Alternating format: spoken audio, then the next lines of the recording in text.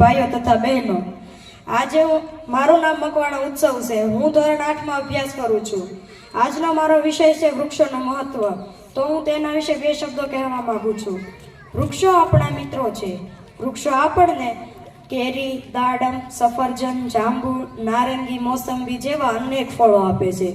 વૃક્ષો આપણા ઘરનું રાચરચીલું બનાવવા માટે લાકડું આપે છે. તે લાકડું આપણે બળતણ તરીકે વાપરીએ છીએ.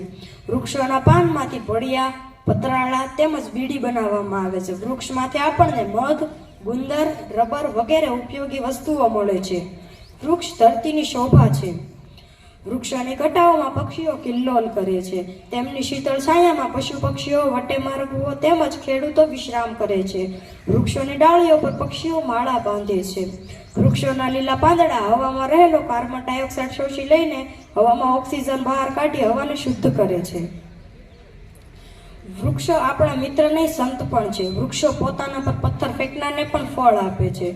વૃક્ષ અશુદ્ધ હવા શોષી લઈને શુદ્ધ હવા મુક્ત કરે છે. કેટલાક લોકો આડેધડ વૃક્ષો કાપી નાખે છે. આપણે વૃક્ષો કપાતા અટકાવવાના યોગ્ય ઉપાયો કરવા જોઈએ. આપણે વૃક્ષોનો મહિમા વધારવા માટે વધારે ને વધારે વૃક્ષો ઉગાડવાનો સંકલ્પ કરીએ, કારણ કે વૃક્ષો આપણી જીવાદોરી છે. અસ્તુ. જય હિન્દ, જય ભારત.